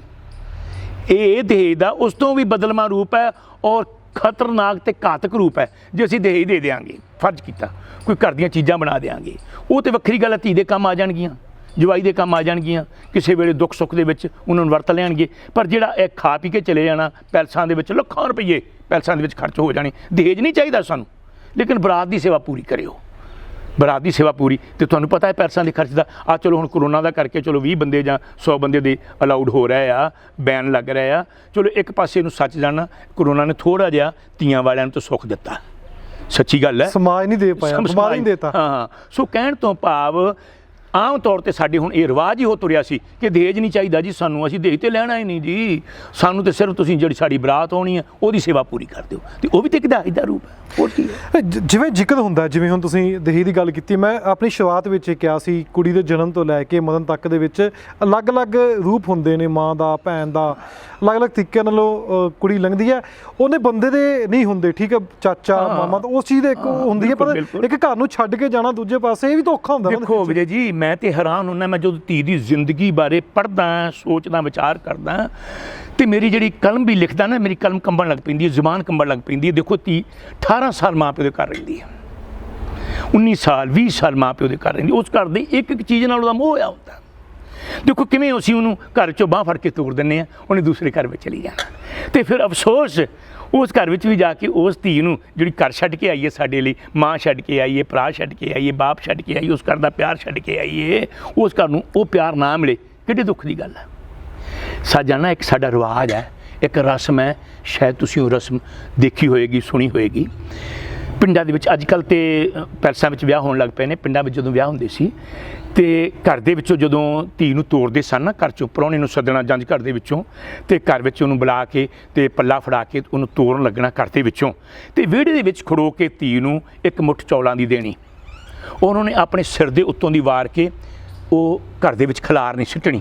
ਸੱਚ ਜਾਣਨਾ, ਜਦੋਂ ਉਹ ਰਸਮ ਹੁੰਦੀ ਸੀ ਨਾ, ਅਤੇ ਜਿਹੜੀਆਂ ਜਦੋਂ ਚੌਲ ਖਿਲਾਰਦੀ ਸੀ ਧੀ, ਅਤੇ ਉਸ ਵੇਲੇ ਘਰ ਦੀਆਂ ਜਿਹੜੀਆਂ ਕੰਧਾਂ ਸਨ ਨਾ, ਉਹ ਕੰਬਣ ਲੱਗ ਪੈਂਦੀਆਂ ਸੀ, ਮੋਹ ਟੁੱਟਦਾ ਸੀ ਉਸ ਵੇਲੇ। ਪਰ ਅਸੀਂ ਉਹਦੀ ਧੀ ਦੀ ਕਦਰ ਹੀ ਨਹੀਂ ਕਰਦੇ। ਅਸੀਂ ਪਰਾਏ ਜਦੋਂ ਘਰ ਵਿੱਚ ਜਾਂਦੀ ਹੈ, ਅਸੀਂ ਉਹਨੂੰ ਨੂੰਹ ਦੀ ਨਜ਼ਰ ਨਾਲ ਵੇਖਦੇ ਹਾਂ। ਕਦੀ ਸੱਸ ਧੀ ਨੂੰ, ਨੂੰਹ ਨੂੰ ਧੀ ਦੀ ਨਜ਼ਰ ਨਾਲ ਵੇਖੇ ਅਤੇ ਸਾਡੀ ਜ਼ਿੰਦਗੀ ਕੁਝ ਹੋਰ ਦੀ ਹੋਰ ਹੋ ਜਾਏ। ਪਰ ਨਾਲ ਇੱਕ ਗੱਲ ਮੈਂ ਇਹ ਵੀ ਕਹਾਂਗਾ ਕਿ ਕੁਝ ਨਾ ਕੁਝ ਕਸੂਰ ਤਾਂ ਸਾਡੀਆਂ ਧੀਆਂ ਵਿੱਚ ਵੀ ਹੁੰਦੇ ਨੇ। ਜੇ ਕਿਤੇ ਧੀਆਂ ਵੀ ਸੱਸ ਨੂੰ ਸੱਸ ਨਾ ਸਮਝਣ, ਮਾਂ ਸਮਝਣ, ਫਿਰ ਜ਼ਿੰਦਗੀ ਸਵਰਗ ਬਣ ਜਾਂਦੀ ਹੈ। ਸਵਰਗ। ਹੁਣ ਅੱਜ ਦੇ ਦੌਰ ਦੀ ਗੱਲ ਕਰਨੀ ਹੈ, ਤੁਸੀਂ ਪੁਰਾਣੇ ਦੌਰ ਦੀ ਗੱਲ ਕੀਤੀ ਹੈ, ਬਰਾਬਰੀ ਹੋ ਗਈ ਹੈ। ਇੱਕ ਪਾਸੇ ਕਹਿੰਦੇ ਸੀ ਕਿ ਕੁੜੀਆਂ ਨੂੰ ਆਫਿਸ ਨਹੀਂ ਜਾਣਾ ਚਾਹੀਦੀਆਂ, ਜਾਂਦੀਆਂ ਨੇ, ਮੁੰਡੇ ਵੀ ਜਾਂਦੇ ਨੇ, ਜੱਜ ਵੀ ਬਣਦੀਆਂ, ਪਾਇਲਟ ਵੀ ਬਣਦੀਆਂ ਨੇ। ਕਿ ਸਮਾਜ ਨੇ ਬਰਾਬਰੀ ਦੇ ਦਿੱਤੀ ਅੱਜ? ਹਾਂ, ਸਮਾਜ ਨੇ ਬਰਾਬਰੀ ਦੇ ਦਿੱਤੀ ਹੈ। ਸਾਡੀ ਬਾਣੀ ਨੇ ਅਤੇ ਸਾਡੀ ਸਿੱਖੀ ਨੇ ਅਤੇ ਔਰਤ ਨੂੰ ਮੁੱਢ ਤੋਂ ਕਦੀਮ ਤੋਂ ਹੀ, ਜੋ ਤੋਂ ਸਾਡੀ ਸਿੱਖੀ ਪ੍ਰਫੁੱਲਤ, ਕਿਉਂਕਿ ਗੁਰੂ ਨਾਨਕ ਪਾਤਸ਼ਾਹੀ ਤੋਂ ਪਹਿਲੋਂ ਸਿੱਖੀ ਤੋਂ ਪਹਿਲੋਂ ਸਾਡੀ ਔਰਤ ਨੂੰ, ਮੈਂ ਕੋਈ ਇਹ ਗੱਲ ਕਿਸੇ ਧਰਮ ਨੂੰ ਲਾ ਕੇ ਨਹੀਂ ਕਹਿ ਰਿਹਾ, ਬਹੁਤ ਧਰਮ ਅਜਿਹੇ ਨੇ ਜਿਨ੍ਹਾਂ ਵਿੱਚ ਕਹਿੰਦੇ ਆ ਕਿ ਅਸੀਂ ਔਰਤ ਨੂੰ ਬਰਾਬਰਤਾ ਦਾ ਦਰਜਾ ਦੇ ਰਹੇ ਹਾਂ, ਪਰ ਨਹੀਂ, ਉੱਪਰੋਂ ਤੁਸੀਂ, ਮੈਂ ਕੋਈ ਮੇਰੀ ਗੱਲ ਦਾ ਬੁਰਾ ਨਾ ਮਨਾਏ, ਸੱਚ ਕਹਿਣਾ ਮੇਰਾ ਫਰਜ਼ ਹੈ। ਕੁਝ ਹਿੰਦੂ ਧਰਮ ਨੇ ਜਿੱਥੇ ਔਰਤ ਅੰਦਰ ਨਹੀਂ ਜਾ ਸਕਦੀ। ਇੰਦਰਾ ਗਾਂਧੀ ਸਾਊਥ ਦੇ ਵਿੱਚ ਇੱਕ ਮੰਦਿਰ ਦੇ ਵਿੱਚ ਬਾਹਰ ਖੜੀ ਰਹੀ ਸੀ, ਉਹਨੂੰ ਅੰਦਰ ਨਹੀਂ ਜਾਣ ਦਿੱਤਾ ਗਿਆ। ਹੁਣ ਵੀ ਕੁਝ ਅਜਿਹੇ ਮੰਦਿਰ ਨੇ ਜਿੱਥੇ ਔਰਤ ਦਾ ਦਾਖਲਾ ਜਿਹੜਾ ਵਿਵਰਜਿਤ ਹੈ। ਕੀ ਸੋਚਦੀ ਹੋਏਗੀ ਮੰਦਿਰ ਦੇ ਬਾਹਰ ਖੜੀ ਔਰਤ, ਇੱਕ ਧੀ, ਕੀ ਸੋਚਦੀ ਹੋਏਗੀ ਕਿ ਮੇਰੇ ਵਿੱਚ ਕਿਹੜੀ ਕਮੀ ਹੈ ਪਰਮਾਤਮਾ, ਤੂੰ ਮੈਨੂੰ ਪੈਦਾ ਤੇ ਕੀਤਾ ਹੈ, ਮੇਰੇ ਵਿੱਚ ਕਿਹੜੀ ਕਮੀ ਹੈ ਕਿ ਮੈਂ ਤੇਰੇ ਕੋਲ ਅੰਦਰ ਜਾ ਕੇ ਤੇਰੇ ਦਰਸ਼ਨ ਨਹੀਂ ਕਰ ਸਕਦੀ। ਭਗਵਾਨ ਨੂੰ ਕੋਸਦੀ ਹੋਏਗੀ। ਸੋ ਕਹਿਣ ਤੋਂ ਭਾਵ ਇਸਲਾਮ ਧਰਮ ਹੈ, ਮਸੀਤ ਦੇ ਮੂਹਰਿਓਂ ਦੀ ਲੰਘਣਾ ਔਰਤ ਦਾ ਵਿਵਰਜਿਤ ਹੈ। ਔਰ ਦੂਸਰਾ ਲਾਓ ਤੁਸੀਂ ਬੁੱਧ ਧਰਮ ਹੈ, ਬੁੱਧ ਧਰਮ ਦੀਆਂ ਸਭਾਵਾਂ ਦੇ ਵਿੱਚ ਔਰਤ ਨਹੀਂ ਜਾ ਸਕਦੀ। ਔਰ ਕਈਆਂ ਧਰਮਾਂ ਨੇ ਔਰਤ ਨੂੰ ਪਰਮਾਤਮਾ ਦੀ ਸ਼ਰਾਰਤ ਲਿਖਿਆ। ਸੋ ਕਹਿਣ ਤੋਂ ਭਾਵ ਇਹ ਇੱਕੋ ਇੱਕ ਵਾਹਿਦ ਸਿੱਖ ਧਰਮ ਹੈ ਜਿੱਥੇ ਔਰਤ ਨੂੰ ਬਰਾਬਰਤਾ ਦਾ ਅਧਿਕਾਰ ਦਿੱਤਾ ਗਿਆ। ਜਿਵੇਂ ਤੁਸੀਂ ਤੁਕ ਬੋਲੀ ਸੀ, ਸੋ ਕਿਉ ਮੰਦਾ ਆਖੀਏ ਜਿੱਤ ਜੰਮੇ ਰਾਜਾਨ। ਸਿੱਖ ਧਰਮ ਦੇ ਵਿੱਚ ਔਰਤ ਬਰਾਬਰਤਾ ਦੇ ਅਧਿਕਾਰ ਨਾਲ ਜੀ ਸਕਦੀ ਹੈ, ਗੁਰੂ ਘਰ ਵਿੱਚ ਬਰਾਬਰਤਾ ਦੇ ਅਧਿਕਾਰ ਨਾਲ ਬੈਠ ਸਕਦੀ ਹੈ, ਬਾਣੀ ਪੜ੍ਹ ਸਕਦੀ ਹੈ, ਬਾਣੀ ਸਰਵਣ ਕਰ ਸਕਦੀ ਹੈ, ਔਰ ਕੀਰਤਨ ਕਰ ਸਕਦੀ ਹੈ, ਜੰਗ ਦੇ ਮੈਦਾਨ ਵਿੱਚ ਮਾਈ ਭਾਗੋ ਬਣ ਕੇ ਜੂਝ ਸਕਦੀ ਹੈ। ਬਰਾਬਰਤਾ ਦਾ ਅਧਿਕਾਰ ਦਿੱਤਾ ਗਿਆ ਸਿੱਖ ਧਰਮ ਦੇ ਵਿੱਚ। ਔਰ ਗੁਰੂ ਪਾਤਸ਼ਾਹ ਜੀ ਨੇ ਔਰਤ ਨੂੰ ਨਿੰਦਿਆ ਨਹੀਂ, ਸਲਾਹਿਆ, ਵੱਧ ਤੋਂ ਵੱਧ ਸਲਾਹ। ਚਲੋ ਇਸੇ ਚੀਜ਼ ਨੂੰ ਲੈ ਲੈਣੇ ਤੁਸੀਂ ਸ਼੍ਰੀ ਗੁਰੂ ਗ੍ਰੰਥ ਸਾਹਿਬ ਦੀ ਉਦਾਹਰਨ ਦਿੱਤੀ ਹੈ। ਫਿਰ ਦਹੇਜ ਪ੍ਰਥਾ ਆਪਾਂ ਪਹਿਲਾਂ ਵੀ ਜ਼ਿਕਰ ਕਰਨੇ ਆ, ਹੁਣ ਕਾਫੀ ਸਿਟੀਜ਼ ਆਪਸ ਕੀ ਉਹਦੀ ਵੀ ਗੱਲ ਕਰ ਲੈਂਦੇ ਜਿੱਥੇ ਵੋਸ਼ਨ ਵੀ ਹੁੰਦੇ ਨੇ ਜਾ ਕੇ। ਫਿਰ ਇਹ ਚੀਜ਼ਾਂ ਹੋ ਗਈਆਂ ਨੇ। ਮੈਂ ਹੁਣ ਸਮਾਜ ਦੀ ਗੱਲ ਕਰ ਰਿਹਾ, ਕਿਸੇ ਧਰਮ ਦੀ ਗੱਲ ਨਹੀਂ ਕਰ ਰਿਹਾ। ਸਮਾਜ ਵੀ ਸਾਰੇ ਧਰਮ ਆ ਜਾਂਦੇ ਨੇ, ਸਿੱਖੀ, ਹਿੰਦੂ, ਮੁਸਲਮਾਨ ਸਾਰੇ ਹੀ ਆਉਂਦੇ ਨੇ ਕਿ ਅਸੀਂ ਉਹ ਚੀਜ਼ਾਂ ਰੋਕ ਲਈਆਂ ਨੇ। ਅਸੀਂ ਅੱਜ ਵੀ ਦੇਖਦੇ ਹਾਂ ਵੋਸ਼ਨ ਹੁੰਦੇ ਨੇ ਜਾ ਕੇ, ਵੀ ਕੁੜੀ ਹੁੰਦੀ ਵੋਸ਼ਨ ਹੋ ਜਾਂਦੇ ਨੇ। ਇਹ ਜਦ ਕਿ ਬੈਨ ਆ, ਉਸੇ ਬਾਵਜੂਦ ਵੀ ਹੁੰਦੇ ਨੇ। ਦੇਖੋ ਜੀ, ਇਹ ਔਰਤ ਨੂੰ ਪਹਿਲੋਂ ਜਦੋਂ ਬੱਚੀ ਜਨਮਦੀ ਸੀ ਤੇ ਕਈ ਤਰੀਕਿਆਂ ਨਾਲ ਮਾਰੀ ਜਾਂਦੀ ਸੀ। ਇੱਕ ਸਿਰਫ ਇੱਕ ਨਵਾਂ ਰੂਪ ਹੈ। ਪਹਿਲੋਂ ਫੀਮ ਦੇ ਕੇ ਮਾਰ ਦਿੰਦੇ ਸੀ ਔਰਤ ਨੂੰ, ਗਲ 'ਚ ਅੰਗੂਠਾ ਦੇ ਕੇ ਮਾਰ ਦਿੰਦੇ ਸੀ। ਸ਼ੇਰੇ ਪੰਜਾਬ ਮਹਾਰਾਜਾ ਰਣਜੀਤ ਸਿੰਘ ਦੀ ਮਾਂ ਰਾਜ ਕੌਰ, ਉਹਨੂੰ ਕੁੱਜੇ 'ਚ ਪਾ ਕੇ ਦੱਬ ਦਿੱਤਾ ਸੀ। ਤੁਸੀਂ ਉਹ ਸਾਖੀ ਸੁਣੀ ਹੋਣੀ। ਫਿਰ ਉਹਨੂੰ ਇੱਕ ਮਹਾਂਪੁਰਸ਼ ਆਏ, ਉਹਨਾਂ ਨੇ ਆ ਕੇ ਉਹਨੂੰ ਕੁੱਜੇ 'ਚੋਂ ਕਢਾਇਆ ਔਰ ਜਿਉਂਦੀ ਸੀ, ਔਰ ਉਹਦੀ ਕੁੱਖ 'ਚੋਂ ਸ਼ੇਰੇ ਪੰਜਾਬ ਮਹਾਰਾਜਾ ਰਣਜੀਤ ਸਿੰਘ ਪੈਦਾ ਹੋਇਆ। ਅਤੇ ਅੱਜ ਇੱਕ ਨਵੇਂ ਰੂਪ ਦੇ ਵਿੱਚ ਇਹ ਜੋ ਸਕੈਨਿੰਗ ਸੈਂਟਰ ਖੁੱਲ੍ਹੇ ਹੋਏ ਨੇ, ਇਹ ਔਰਤ ਦੇ ਮਨੂੰ ਮਾਰਨ ਦਾ ਇੱਕ ਸਾਧਨ, ਨਵਾਂ ਸਾਧਨ ਕਹਿ ਲਓ। ਬੇਸ਼ੱਕ ਬੈਨ ਲੱਗਾ ਹੋਇਆ ਅੱਜ ਵੀ। ਮੈਂ ਇਸ ਗੱਲ ਨੂੰ ਵਾਅਦੇ ਨਾਲ ਕਹਿ ਰਿਹਾ, ਹੁਣ ਵੀ ਤੁਸੀਂ ਅਖਬਾਰਾਂ 'ਚ ਪੜ੍ਹਿਆ ਹੋਏਗਾ, ਕੁਝ ਦਿਨ ਹੋਏ ਅਖਬਾਰਾਂ ਵਿੱਚ ਮੈਂ ਪੜ੍ਹਿਆ ਕਿ ਅੱਜ ਵੀ ਕਈ ਹਸਪਤਾਲਾਂ ਦੇ ਵਿੱਚੋਂ ਇਹ ਛਾਪੇ ਮਾਰੇ ਗਏ। ਪਤਾ ਲੱਗਾ ਕਿ ਉੱਥੇ ਵੀ ਜੋ ਲਿੰਗ ਨਿਰਧਾਰਨ ਟੈਸਟ ਕੀਤੇ ਜਾਂਦੇ ਨੇ, ਔਰਤ ਤੇ ਕੁੜੀ ਦਾ ਪਤਾ ਲਾਇਆ ਜਾਂਦਾ, ਫਿਰ ਉਹਨਾਂ ਦੇ ਅਬਾਰਸ਼ਨ ਕੀਤੇ ਜਾਂਦੇ ਨੇ। ਸੋ ਕਹਿਣ ਤੋਂ ਭਾਵ ਸਿਰਫ ਗੱਲ ਇੰਨੀ ਕਾ ਕਿ ਹੁਣ ਅੱਗੇ ਤੇ 20-50-100 ਰੁਪਏ ਨਾਲ ਬੱਚੀ ਮਰ ਦਿੱਤੀ ਜਾਂਦੀ ਸੀਗੀ, ਹੁਣ ਜਿਹੜਾ ਹਜ਼ਾਰਾਂ ਲੱਗਦੇ ਤਗੜੇ। ਹੁਣ ਤੁਸੀਂ ਵੇਖਿਆ ਹੋਣਾ, ਤਕੜਿਆਂ ਦੇ ਘਰ ਵਿੱਚ ਪੁੱਤ ਪੈਦਾ ਹੁੰਦੇ ਨੇ ਤੇ ਗਰੀਬਾਂ ਦੇ ਘਰ ਵਿੱਚ ਲੜਕੀਆਂ ਪੈਦਾ ਹੁੰਦੀਆਂ ਨੇ। ਤੁਸੀਂ ਇਹ ਵੀ ਨੋਟ ਕਰੋ, ਜਿੰਨੇ ਅਮੀਰ ਘਰਾਣੇ ਨੇ ਉਹਨਾਂ ਦੇ ਘਰਾਂ ਵਿੱਚ ਪੁੱਤ ਪੈਦਾ ਹੁੰਦੇ ਨੇ, ਤੇ ਜਿੰਨੇ ਗਰੀਬ ਨੇ ਉਹਨਾਂ ਦੇ ਘਰਾਂ ਵਿੱਚ ਲੜਕੀਆਂ ਪੈਦਾ ਹੁੰਦੀਆਂ ਨੇ। ਕਾਰਨ ਇਹੀ ਹੈ ਕਿਉਂਕਿ ਬੱਚੀ ਦੇ ਮਰਨ ਉੱਤੇ ਹੁਣ ਜਿਹੜਾ ਖਰਚਾ ਜ਼ਿਆਦਾ ਲੱਗਣ ਲੱਗ ਪਿਆ। ਬੇਸ਼ੱਕ ਲਿਖ ਕੇ ਲੱਗਾ ਹੁੰਦਾ ਕਿ ਇੱਥੇ ਲਿੰਗ ਨਿਰਧਾਰਨ ਟੈਸਟ ਨਹੀਂ ਕੀਤਾ ਜਾਂਦਾ, ਇੱਥੇ ਬੱਚੇ ਦੇ ਗਰਭ ਦੇ ਵਿੱਚ ਬੱਚੇ ਦਾ ਟੈਸਟ ਨਹੀਂ ਕੀਤਾ ਜਾਂਦਾ, ਇੱਥੇ ਮੁੰਡੇ ਕੁੜੀ ਦੀ ਪਰਖ ਨਹੀਂ ਕੀਤੀ ਜਾਂਦੀ, ਪਰ ਉੱਥੇ ਇੱਕ ਤੁਸੀਂ ਵੇਖਿਆ ਹੋਏਗਾ ਇੱਕ ਤੀਰ ਦਾ ਨਿਸ਼ਾਨ ਲੱਗਾ ਹੁੰਦਾ। ਉਹ ਮੇਰੀ ਨਜ਼ਰ ਵਿੱਚ ਉਹ ਨਿਸ਼ਾਨ ਇਹ ਹੁੰਦਾ ਵੀ ਐਂ ਦੀ ਹੋ ਕੇ ਆ ਜਾਓ, ਸਭ ਕੁਝ ਚੱਲਦਾ।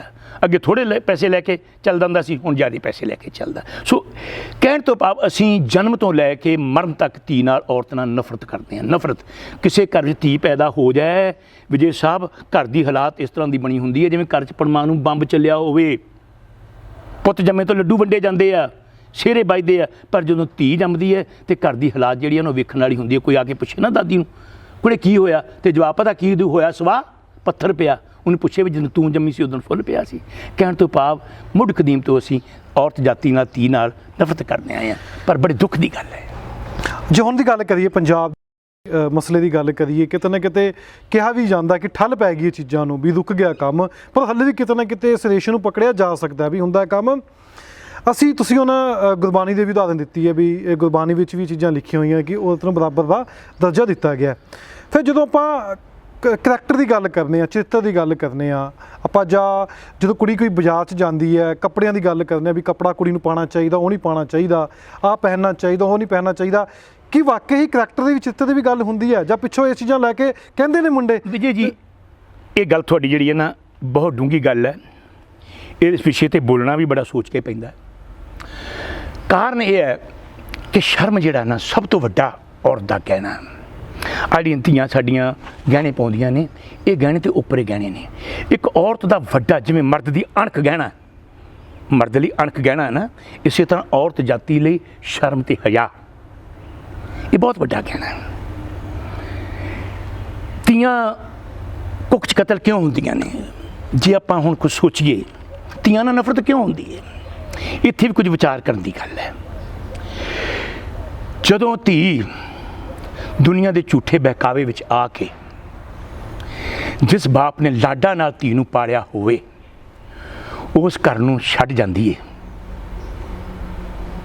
ਜਿਸ ਬਾਪ ਨੇ ਧੀ ਨੂੰ ਗਲ ਨਾਲ ਲਾ ਕੇ ਡੋਲੀ 'ਚ ਬਿਠਾਉਣਾ ਹੁੰਦਾ ਹੈ, ਮਨ ਵਿੱਚ ਸਦਰਾਂ ਹੁੰਦੀਆਂ ਨੇ, ਮੈਂ ਧੀ ਨੂੰ ਤੋਰਨਾ ਹੈ, ਉਹ ਰਾਤ ਨੂੰ ਉਸ ਘਰ ਵਿੱਚੋਂ ਦੁਨੀਆ ਦੇ ਝੂਠੇ ਬਹਿਕਾਵੇ ਵਿੱਚ ਆ ਕੇ ਭੱਜ ਜਾਂਦੀ ਹੈ। ਉਸ ਵਕਤ ਵਿਜੇ ਜੀ ਜੋ ਬੀਤਦੀ ਹੈ ਬਾਪ ਦੇ ਦਿਲ 'ਤੇ ਉਹ ਬਾਪ ਹੀ ਜਾਣਦਾ ਹੈ। ਉਸ ਵਕਤ ਜੋ ਮਾਂ ਦੇ ਦਿਲ 'ਤੇ ਬੀਤਦੀ ਉਹ ਮਾਂ ਹੀ ਜਾਣਦੀ ਹੈ। ਜਦੋਂ ਧੀ ਝੂਠੇ ਬਹਿਕਾਵੇ ਵਿੱਚ ਆ ਕੇ, ਦੁਨੀਆ ਦੇ ਝੂਠੇ ਬਹਿਕਾਵੇ ਵਿੱਚ ਆ ਕੇ ਸਲਫਾਤ ਦੀ ਗੋਲੀ ਖਾ ਕੇ ਮਰਦੀ ਹੈ, ਉਸ ਵੇਲੇ ਜੋ ਬੀਤਦੀ ਹੈ ਬਾਪ ਦੇ ਦਿਲ ਉੱਤੇ, ਜੋ ਬੀਤਦੀ ਹੈ ਪਰਿਵਾਰ ਦੇ ਦਿਲ ਉੱਤੇ, ਉਹ ਉਹੀ ਜਾਣਦਾ ਹੈ। ਧੀ ਦਾ ਕਿਰਦਾਰ ਵੀ ਇਹੋ ਜਿਹਾ ਹੋਣਾ ਚਾਹੀਦਾ ਹੈ। ਧੀ ਜਾਂਦੀ ਹੋਵੇ, ਭੈਣ ਜਾਂਦੀ ਹੋਵੇ ਸੜਕ ਦੇ ਉੱਤੋਂ ਦੀ ਤੁਰੀ, ਤੇ ਵੀਰ ਇੱਕ ਪਾਸੇ ਖੜਾ ਹੋਵੇ, ਭਰਾ ਉਹਦਾ ਮੁੰਡਿਆਂ ਦੇ ਵਿੱਚ, ਸੱਥ ਦੇ ਵਿੱਚ, ਜਾਂ ਸਿਆਣਿਆਂ ਦੇ ਵਿੱਚ ਤੂੰ ਇੱਕ ਥਾਪੜ ਕੇ ਆਖੇ ਉਹ ਮੇਰੀ ਭੈਣ ਜਾਂਦੀ ਹੈ, ਮਾਣ ਨਾਲ ਆਖੇ। ਤੇ ਜਦੋਂ ਸਤਵੰਤੀ ਧੀ ਦੀ ਡੋਲੀ ਤੋਰ ਕੇ ਬਾਪ ਘਰੇ ਆ ਕੇ ਇਹ ਆਖੇ ਅੱਜ ਮੈਂ ਆਪਣੀ ਧੀ ਦੀ ਡੋਲੀ ਨੂੰ ਵਿਦਾ ਕਰਕੇ ਆਇਆ, ਤੇ ਸੱਚ ਜਾਣਾ ਉਸ ਵਕਤ ਜੋ ਖੁਸ਼ੀ ਬਾਪ ਨੂੰ ਮਿਲਦੀ ਹੈ ਨਾ ਉਹ ਬਹੁਤ ਵੱਖਰੀ ਹੈ। ਸੋ ਚਾਹੀਦਾ ਕਿਰਦਾਰ ਇਹੋ ਜਿਹਾ ਧੀ ਨੂੰ, ਔਰਤ ਨੂੰ। ਕੱਪੜਿਆਂ ਦੀ ਗੱਲ ਛੱਡੋ ਤੁਸੀਂ, ਕਿਰਦਾਰ ਦੀ ਗੱਲ ਹੈ। ਕੱਪੜੇ ਵੱਖਰੀ ਚੀਜ਼ ਹੈ, ਕਿਰਦਾਰ ਦੀ ਗੱਲ ਹੈ, ਸ਼ਰਮ ਹਜਾ ਦੀ ਗੱਲ ਹੈ। ਸ਼ਰਮ ਹਜਾ ਦਾ ਗਹਿਣਾ ਕਦੀ ਵੀ ਧੀ ਨੂੰ ਗਵਾਉਣਾ ਨਹੀਂ ਚਾਹੀਦਾ, ਉਸ ਗਹਿਣੇ ਨੂੰ ਕਾਇਮ ਰੱਖੇ। ਤੇ ਮੈਂ ਸੋਚਦਾ ਕਿ ਧੀਆਂ ਨਾਲ ਨਫ਼ਰਤ ਜਿਹੜੀ ਆ ਹੋਰ ਜੋ ਥੋੜ੍ਹੀ ਬਹੁਤੀ ਕਰਦੇ ਨੇ ਉਹ ਵੀ ਨਾ ਹੋਵੇ, ਕੁਝ ਹੋਰ ਸਮਾਜ ਦੇ ਵਿੱਚ ਇਹਦੀ ਇਸ ਤੋਂ ਜ਼ਿਆਦਾ ਕਦਰ ਹੋਵੇ। ਮੇਰੇ ਦਿਲ ਵਿੱਚ ਵੀ ਧੀ ਦੀ ਉਸ ਤੋਂ ਜ਼ਿਆਦਾ ਕਦਰ ਹੋਵੇ, ਕਿਉਂਕਿ ਮੈਂ ਜਿੰਨਾ ਲਿਖਿਆ ਧੀ ਦੇ ਬਾਰੇ ਵਿੱਚ ਇਹ ਸੋਚ ਕੇ ਲਿਖਿਆ, ਇਹ ਸੋਚ ਕੇ ਲਿਖਿਆ ਕਿ ਧੀ ਇੱਕ ਸੇਵਾ ਦਾ ਰੂਪ ਹੈ। ਪਰ ਮੈਂ ਅਖੀਰ ਵਿੱਚ ਇਹ ਗੱਲ ਧੀ ਨੂੰ ਵੀ ਕਹਿਣਾ ਹੁੰਦਾ ਸਟੇਜਾਂ ਉੱਤੇ ਵੀ ਕਿ ਧੀਏ ਤੇਰੇ ਵਿੱਚ ਵੀ ਇਹੋ ਜਿਹੇ ਗੁਣ ਹੋਣੇ ਚਾਹੀਦੇ ਆ ਕਿ ਫਖਰ ਨਾਲ ਆਖ ਸਕੀਏ ਕਿ ਪੰਜਾਬ ਦੀ ਧੀ ਹੈ, ਪੰਜਾਬ ਦੀ ਧੀ। ਤੁਸੀਂ ਸਾਰੀ ਚੀਜ਼ਾਂ ਦੀ ਚਰਚਾ ਕੀਤੀ ਹੈ, ਦਹੇਜ ਨੂੰ ਲੈ ਕੇ ਚਰਚਾ ਕੀਤੀ ਹੈ ਵੀ ਕੁੜੀ ਨੂੰ ਕੁੱਖ 'ਚ ਮਾਰ ਦਿੱਤਾ ਜਾਂਦਾ ਵੀ ਦਹੇਜ ਨਹੀਂ ਦੇ ਹੋਣਾ। ਹੁਣ ਜੇ ਦੂਸਰੇ ਪਾਸੇ ਜਾ ਕੇ ਆਪਾਂ ਸੋਚ ਦੀ ਗੱਲ ਕਰੀਏ, ਮੈਂ ਸੋਚ ਦੀ ਗੱਲ ਕਰ ਰਿਹਾ, ਜੇ ਸੋਚੀਏ ਕਿ ਇਹ ਵੀ ਕਿਤੇ ਨਾ ਕਿਤੇ ਇਮੈਜਿਨ ਹੁੰਦਾ ਪਰਿਵਾਰ ਦੇ ਵਿੱਚ, ਨਹੀਂ ਜੇ ਧੀ ਜੰਮੇਗੀ ਕਿਸੇ ਨਾਲ ਭੱਜੂਗੀ, ਉਹ ਜੰਮਦੀ ਹੈ ਨਹੀਂ, ਪੇਟ 'ਚ ਹੀ ਮਾਰ ਦਿੱਤਾ ਜਾਂਦਾ। ਇਹ ਵੀ ਕਿਤੇ ਨਾ ਕਿਤੇ ਅਸੀਂ ਇਸ ਉੱਪਰ ਇੱਕ ਜਿਵੇਂ ਡਰ ਹੈ ਨਾ। ਲੇਕਿਨ ਧੀਆਂ, ਇਹ ਨਹੀਂ ਗੱਲ, ਪੰਜਾਬ ਦੀਆਂ ਧੀਆਂ ਇਹੋ ਜਿਹੀਆਂ ਅਣਖੀ ਧੀਆਂ ਨੇ, ਬਹਾਦਰ ਧੀਆਂ ਨੇ, ਸੂਰਮੇ ਵਾਲੀਆਂ ਨੇ, ਸੂਰਮਗਤੀ ਵਾਲੀਆਂ ਧੀਆਂ ਨੇ। ਕੋਈ ਅਜਿਹੀ ਗੱਲ ਨਹੀਂ, ਕਮੀ ਨਹੀਂ, ਸਾਡੇ ਪੰਜਾਬ ਦੀਆਂ ਧੀਆਂ ਵਰਗੀਆਂ ਧੀਆਂ ਨਹੀਂ ਕਿਤੇ ਵੀ। ਪਰ ਕੁਝ ਕੁ ਪੱਛਮੀ ਬਹਿਕਾਵਾ ਜਿਹੜਾ ਨਾ ਉਹ ਸਾਡੇ ਉੱਤੇ ਆ ਜਾਂਦਾ, ਅਸਰ ਕਰ ਜਾਂਦਾ। ਉਹਦੇ ਨਾਲ ਜਿਹੜੀਆਂ ਸਾਡੀਆਂ ਧੀਆਂ ਕਈ ਵਾਰੀ ਗਲਤ ਕਦਮ ਚੁੱਕ ਲੈਂਦੀਆਂ ਨੇ, ਉਹ ਜਿਹੜੇ ਉਹਨਾਂ ਨੂੰ ਮੈਂ ਜਾਇਜ਼ ਨਹੀਂ ਸਮਝਦਾ, ਮੇਰੀ ਨਜ਼ਰ ਉਹਨਾਂ ਨੂੰ ਜਾਇਜ਼ ਨਹੀਂ ਸਮਝਦੀ। ਹਾਂ ਠੀਕ ਹੈ, ਜਿਵੇਂ ਬੱਚੀ ਦਾ ਉਹਦੇ ਸਟੇਟਸ ਦੇ ਹਿਸਾਬ ਨਾਲ ਸਾਨੂੰ ਉਹਦੀ ਸ਼ਾਦੀ ਕਰਨੀ ਚਾਹੀਦੀ ਹੈ। ਇਹ ਜੋ ਰਿਵਾਜ ਤੁਰੇ ਨੇ ਅੱਜ ਕੱਲ੍ਹ ਕਿ ਪਿੱਛੇ ਤੇ ਕੋਈ ਕਿਸੇ ਨੂੰ ਦੇਖ ਦਿਖਾਲਾ ਹੁੰਦਾ ਹੀ ਨਹੀਂ ਸੀ ਹੁੰਦਾ। ਹੁਣ ਅੱਜ ਕੱਲ੍ਹ ਬੱਚੇ ਬੱਚੀ ਇੱਕ ਦੂਸਰੇ ਨੂੰ ਵੇਖਦੇ ਨੇ, ਸਮਝਦੇ ਨੇ, ਬਹੁਤ ਜ਼ਰੂਰੀ ਹੈ। ਔਰ ਸਮਝ ਤੋਂ ਬਾਅਦ ਜੇਕਰ ਉਹਨਾਂ ਦਾ ਮੈਰਿਜ ਹੋਵੇ, ਉਹ ਚਾਹੁਣ ਕਿ ਅਸੀਂ ਆਪਸੀ ਵਿੱਚ ਵਿਆਹ ਕਰਨ, ਤੇ ਮਾਂ ਬਾਪ ਨੂੰ ਉਹਦੇ ਵਿੱਚ ਮਦਦ ਕਰਨੀ ਚਾਹੀਦੀ ਹੈ, ਉਹਨਾਂ ਦੀ ਇਨਕਾਰੀ ਨਹੀਂ ਕਰਨੀ ਚਾਹੀਦੀ। ਔਰ ਬੜੇ ਸੋਹਣੇ ਤਰੀਕੇ ਦੇ ਨਾਲ ਉਹਨਾਂ ਨੂੰ ਘਰ 'ਚੋਂ ਵਿਦਾ ਕਰਨਾ ਚਾਹੀਦਾ। ਔਰ ਇਹ ਵੀ ਨਹੀਂ ਹੋਣਾ ਚਾਹੀਦਾ ਕਿ ਅਸੀਂ ਉਸ ਵੇਲੇ ਆਪਣੀ ਅਣਖ ਨੂੰ, ਗਰੀਬੀ ਅਮੀਰੀ ਦੇ ਪਾੜੇ ਨੂੰ ਵਿਚਕਾਰ ਲੈ ਆਈਏ। ਲਓ ਜੀ ਇਹ ਮੁੰਡਾ ਤੇ ਬਹੁਤ ਗਰੀਬ ਪਰਿਵਾਰ ਦਾ, ਇਹਨਾਂ ਕੋਲ ਤੇ ਕੁਛ ਹੈ ਹੀ ਨਹੀਂ, ਅਸੀਂ ਤੇ ਬਹੁਤ ਤਕੜੇ ਹਾਂ। ਨਹੀਂ, ਜੇ ਪਰਮਾਤਮਾ ਨੇ ਸਾਥ ਦਿੱਤਾ ਤੇ ਉਸ ਘਰ ਵਿੱਚ ਵੀ ਬਰਕਤਾਂ ਲੱਗ ਸਕਦੀਆਂ ਨੇ। ਇਹ ਔਰਤ ਜਾ ਕੇ, ਬੱਚੀ ਤੁਹਾਡੀ ਜਾ ਕੇ ਉਸ ਘਰ ਨੂੰ ਵੀ ਸਵਰਗ ਬਣਾ ਸਕਦੀ ਹੈ। ਸੋ ਪਾੜਾ ਜਿਹੜਾ ਉਹ ਵੀ ਖਤਮ ਹੋ ਸਕਦਾ। ਇਹ ਚੀਜ਼ ਨੂੰ ਵੀ ਮੈਂ ਮੰਨਦਾ। ਉਹਦੇ 'ਤੇ ਲੈ ਕੇ ਅਲੱਗ-ਅਲੱਗ ਤਰੀਕੇ ਨਾਲ, ਮੈਂ ਜਿਵੇਂ ਕਿਹਾ ਤੁਸੀਂ ਵੀ ਵਿਆਖਿਆ ਕਰਦੇ ਹੋ, ਸਟੇਜਾਂ 'ਤੇ ਬੋਲਦੇ ਹੋ, ਦੱਸਦੇ ਵੀ ਹੈਗੇ ਹੋ, ਪਰ ਕਿੱਥੇ ਜਾ ਕੇ ਗੱਲ ਰੁਕ ਜਾਂਦੀ ਹੈ ਜਦੋਂ ਆਪਾਂ ਦਹੇਜ ਪ੍ਰਥਾ ਦੀ ਗੱਲ ਕਰਨੇ ਆ। ਇੰਨਾ ਬੁੱਧੀਜੀਵੀ ਵੀ ਸਟੇਜ ਤੋਂ ਬੋਲਦੇ ਨੇ, ਹਰ ਪਾਸੋਂ ਬੋਲਿਆ ਜਾਂਦਾ ਹੈ, ਫਿਰ ਵੀ ਚੀਜ਼ ਰੁਕਦੀ ਨਹੀਂ।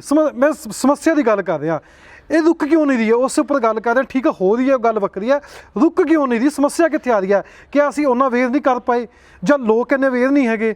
ਕਿ ਲੋਕਾਂ ਨੇ ਇੱਕ ਪੁਰਾਤਨ ਕਾਲ ਦਾ ਸਿਸਟਮ ਉਭਾਰ ਹੀ ਲਿਆ ਵੀ ਦਹੇਜ ਤੋਂ ਬਿਨਾਂ ਕੁੜੀ ਨੂੰ ਅਸੀਂ ਐਂਟਰ ਨਹੀਂ ਹੋਣ ਦੇਣਾ, ਫਿਰ ਦਹੇਜ ਉਸ ਵਾਰ ਕੁੜੀ ਬਲੀ ਵੀ ਚੜ ਜਾਂਦੀ ਹੈ। ਤੁਸੀਂ ਵਿਜੇ ਜੀ ਦੇਖੋ, ਤੁਹਾਡੀ ਗੱਲ ਮੈਂ ਕੱਟ ਰਿਹਾ, ਦਹੇਜ ਤੇ ਹੁਣ ਖਤਮ ਹੋ ਗਿਆ, ਦਹੇਜ ਦਾ ਰੂਪ ਬਣ ਗਿਆ, ਦਹੇਜ ਦਾ ਰੂਪ ਬਦਲ ਗਿਆ। ਹੁਣ ਨਹੀਂ, ਹੁਣ ਤਾਂ ਕੋਈ ਬਹੁਤ ਘਟੀਆ ਪਰਿਵਾਰ ਹੋਏਗਾ ਜਿਹੜਾ ਕਹੇਗਾ ਜੀ ਮੈਨੂੰ ਤੇ ਗੱਡੀ ਦਿਓ ਜੀ, ਮੈਨੂੰ ਤੇ ਚੈਨੀਆਂ ਪਾਓ ਜੀ, ਮੈਨੂੰ ਤੇ ਇੰਨਾ ਸੋਨਾ ਚਾਹੀਦਾ ਜੀ, ਮੈਨੂੰ ਆਹ ਚਾਹੀਦਾ। ਉਹ ਹੁਣ ਹਟ ਗਿਆ। ਲੇਕਿਨ ਇੱਕ ਨਵਾਂ ਰਿਵਾਜ ਜਿਹੜਾ, ਜਿਵੇਂ ਤੁਹਾਡੇ ਨਾਲ ਜ਼ਿਕਰ ਕੀਤਾ ਕਿ ਨਵਾਂ ਰਿਵਾਜ ਜਿਹੜਾ ਪ੍ਰਥਾ ਨਵਾਂ ਸ਼ੁਰੂ ਹੋ ਗਿਆ ਜੀ, ਸਾਡੀ ਬਰਾਤ ਦੀ ਸੇਵਾ ਕਰਿਓ। ਇਹ ਚੀਜ਼ ਤੋਂ ਹੁਣ ਤੁਸੀਂ ਸੱਚ ਜਾਣਨਾ, ਆੜੇ ਬਹੁਤ ਸਾਰੇ ਮੈਰਿਜ ਹੋਏ ਨੇ ਹੁਣ ਜਿਨ੍ਹਾਂ ਉੱਤੇ ਕਿਸੇ ਨੇ ਕੋਈ ਖਰਚਾ ਹੀ ਨਹੀਂ ਲਾਇਆ। ਕਿੰਨੀ ਆਨੰਦ ਦੀ ਗੱਲ ਹੈ, ਕਿੰਨੀ ਵਧੀਆ ਗੱਲ ਹੈ। 5 ਬੰਦੇ ਗਏ ਨੇ। ਹੁਣ ਮੈਂ ਕੱਲ੍ਹ ਅਖਬਾਰ 'ਚ ਪੜ੍ਹ ਰਿਹਾ ਸੀਗਾ ਕਿ ਇੱਕੋ ਇੱਕ ਬੰਦਾ ਗਿਆ, ਸਿਰਫ ਲਾੜਾ ਹੀ ਗਿਆ। ਇਹ ਹਿਮਾਚਲ ਦੀ ਗੱਲ ਆ ਮੇਰੇ ਖਿਆਲ, ਸ਼ਾਇਦ ਅਖਬਾਰ 'ਚ ਮੈਂ ਪੜ੍ਹਿਆ ਸੀ, ਸ਼ਾਇਦ ਸੋਸ਼ਲ ਮੀਡੀਆ 'ਤੇ ਪੜ੍ਹਿਆ ਸੀ ਕਿ ਇੱਕੋ ਇੱਕ ਲਾੜਾ ਗਿਆ, ਜਾ ਕੇ ਲੜੀ ਨੂੰ, ਕੁੜੀ ਨੂੰ ਵਿਆਹ ਕੇ ਲੈ ਆਇਆ। ਬਹੁਤ ਵਧੀਆ ਗੱਲ ਹੈ। ਸੋ ਕਹਿਣ ਤੋਂ ਭਾਵ ਦਹੇਜ ਤੇ ਖਤਮ ਹੋ ਗਿਆ, ਉਹਦਾ ਰੂਪ ਬਦਲ ਗਿਆ। ਉਸ ਰੂਪ ਨੂੰ ਛੱਡੀਏ ਅਸੀਂ ਇਹ ਨਾ ਕਿ ਸਾਡੀ 1000 ਬੰਦੇ ਦੀ ਬਰਾਤ ਜਾਣੀ ਹੈ, ਵੱਧ ਤੋਂ ਵੱਧ 5 ਬੰਦੇ ਜਾਓ, ਜਾ ਕੇ ਤੁਸੀਂ ਸੋਹਣਾ ਖਾਓ, ਅਗਲੇ ਦੇ ਕੋਲ ਬੈਠੋ, ਘਰ ਵਿੱਚ ਪ੍ਰਸ਼ਾਦਾ ਪਾਣੀ ਛਕੋ, ਤੁਹਾਨੂੰ ਵਧੀਆ ਸੇਵਾ ਕਰੇਗਾ 15 ਬੰਦਿਆਂ ਦੀ। ਹਰ ਗਰੀਬ ਤੋਂ ਗਰੀਬ ਪਰਿਵਾਰ ਹੀ ਕਰ ਸਕਦਾ। ਆਨੰਦ ਕਾਰਜ ਹੋਣੀ ਚਾਹੀਦੀ ਘਰ ਵਿੱਚ। ਇਹ ਪੈਲਸ ਪ੍ਰਥਾ ਜਿਹੜੀ ਹੈ ਨਾ, ਉਹ ਵੀ ਸਾਡੀ ਖਤਮ ਹੋਣੀ ਚਾਹੀਦੀ। ਮੇਰਾ ਇੱਕ ਆਖਰੀ ਸਵਾਲ ਹੈ ਕਿ ਲੱਗਦਾ ਤੁਹਾਨੂੰ ਇੱਕ ਮਾਂ-ਬਾਪ ਦਾ ਵੀ ਫਰਜ਼ ਬਣਦਾ ਵੀ ਕੁੜੀ ਜਿੱਥੇ ਖੁਸ਼ ਹੁੰਦੀ ਹੈ ਉੱਥੇ ਵਿਆਹਣਾ ਚਾਹੀਦਾ? ਆਪਾਂ ਬੜਾ ਦੇਖਿਆ ਵੀ ਜ਼ਬਰਦਸਤੀ ਬੜੇ ਕੁੜੀ ਦੇ ਵਿਆਹ ਕੀਤੇ ਜਾਂਦੇ ਨੇ, ਬਾਅਦ ਵਿੱਚੋਂ ਕੁੜੀਆਂ ਕਈ ਸੁਸਾਈਡ ਕਰ ਲੈਂਦੀਆਂ ਨੇ, ਫਿਰ ਕਈ ਚਲੀ ਜਾਂਦੀਆਂ ਨੇ ਉੱਥੋਂ ਦੀ ਲੈ ਕੇ। ਇਹ ਵੀ ਬੜੀ ਸਮੱਸਿਆ ਇਹ ਚੀਜ਼ਾਂ ਨੂੰ ਲੈ ਕੇ ਜੇ ਦੇਖਿਆ ਜਾਵੇ ਸਮਾਜ ਦੇ ਵਿੱਚ। ਤਾਂ ਇੱਥੇ ਡਿਪੈਂਡ ਕਰਦਾ ਬੱਚੀ ਦੀ ਸੋਚ ਉੱਤੇ, ਕੀ ਬੱਚੀ ਦੀ ਸੋਚ ਸਹੀ ਹੈ, ਕੀ ਬੱਚੀ ਬਹਿਕਾਵੇ 'ਚ ਤਾਂ ਨਹੀਂ ਆਈ ਹੋਈ। ਕਿਉਂਕਿ ਆਖਰਕਾਰ ਮਾਂ-ਬਾਪ ਵੀ ਮਾਂ-ਬਾਪ ਹੁੰਦਾ, ਮਾਂ-ਬਾਪ ਨੇ ਵੀ ਜ਼ਿੰਦਗੀ ਹੰਢਾਈ ਹੁੰਦੀ ਹੈ, ਉਹਨਾਂ ਦੀ ਜ਼ਿੰਦਗੀ ਦਾ ਤਜਰਬਾ ਹੁੰਦਾ। ਕਈ ਵਾਰ ਮਾਂ-ਬਾਪ ਸਹੀ ਹੁੰਦੇ ਨੇ, ਬੱਚੀ ਗਲਤ ਹੁੰਦੀ ਹੈ, ਬੱਚਾ ਗਲਤ ਹੁੰਦਾ, ਲੜਕਾ ਗਲਤ ਹੁੰਦਾ, ਲੜਕੀ ਗਲਤ ਹੁੰਦੀ ਹੈ, ਮਾਂ-ਬਾਪ ਉਹਨਾਂ ਨੂੰ ਸਮਝਾਉਂਦੇ ਨੇ, ਉੱਥੇ ਸਮਝ ਜਾਣਾ ਚਾਹੀਦਾ। ਜੇ ਤੁਸੀਂ ਸੋਚ ਮੁਤਾਬਕ ਸਹੀ ਹੋਣ, ਤੁਹਾਨੂੰ ਦੱਸੇ ਜੇ ਤੁਹਾਡਾ ਬੱਚਾ ਹੈ ਤੇ ਮੂਹਰੇ ਲੜਕੀ ਹੈ, ਉਹ ਗਰੀਬ ਪਰਿਵਾਰ ਵਿੱਚੋਂ ਵੀ ਉਹਦੇ ਵਿੱਚ ਪੜ੍ਹੀ ਲਿਖੀ ਹੈ, ਉਹਦੇ ਵਿੱਚ ਗੁਣ ਅੱਛੇ ਨੇ, ਉਹਦੇ ਵਿੱਚ ਸੰਸਕਾਰ ਅੱਛੇ ਨੇ, ਤੇ ਉੱਥੇ ਹਾਂ ਕਰਨੀ ਕੋਈ ਗਲਤ ਨਹੀਂ। ਜੇਕਰ ਉਹ ਦੇਖਦੇ ਆ ਕਿ ਇਹ ਤੇ ਸਿਰਫ ਕਿਉਂਕਿ ਮਾਂ-ਬਾਪ ਦੀ ਨਜ਼ਰ ਕੰਮ ਕਰ ਜਾਂਦੀ ਹੈ, ਉਹ ਉਹਨਾਂ ਦੀ ਉਮਰ ਜਿਹੜੀ ਤਜਰਬਾ ਉਮਰ ਦਾ ਦੱਸਦਾ ਹੈ ਕਿ ਇਹ ਬੱਚੀ ਜਿਹੜੀ ਹੈ ਉਹ ਗਲਤ ਹੈ, ਉਹ ਇਹਨੂੰ ਠੱਗੇਗੀ, ਇਹਨੂੰ ਲੁੱਟੇਗੀ, ਇਹਦੀ ਜ਼ਿੰਦਗੀ ਨੂੰ ਬਰਬਾਦ ਕਰ ਦੇਗੀ, ਉਹ ਰੋਕਦੇ ਨੇ, ਉੱਥੇ ਰੁਕ ਜਾਣਾ ਚਾਹੀਦਾ। ਠੀਕ ਹੈ, ਜਿਵੇਂ ਲੜਕੀ ਹੈ ਉਹ ਕਈ ਵਾਰੀ ਬਹਿਕਾਵੇ 'ਚ ਆ ਜਾਂਦੀ ਹੈ ਉੱਥੇ, ਲੇਕਿਨ ਜਿਹੜਾ ਮਾਂ-ਬਾਪ ਉਹ ਸੋਚਦਾ ਵੀ ਇੱਥੇ ਤੇ ਇਹਦੇ ਨਾਲ ਬੱਚੀ ਨਾਲ ਸਾਡੀ ਨਾਲ ਧੋਖਾ ਹੋ ਜਾਣਾ, ਉੱਥੇ ਰੋਕਦਾ, ਉੱਥੇ ਰੁਕ ਜਾਣਾ ਚਾਹੀਦਾ। ਪਰ ਅਫਸੋਸ ਉੱਥੇ ਅਸੀਂ ਸਾਰੀਆਂ ਹੱਦਾਂ ਟੱਪ ਜਾਂਦੇ ਹਾਂ, ਉਹ ਹੱਦਾਂ ਨਹੀਂ ਟੱਪਣੀਆਂ ਚਾਹੀਦੀਆਂ ਸਾਨੂੰ।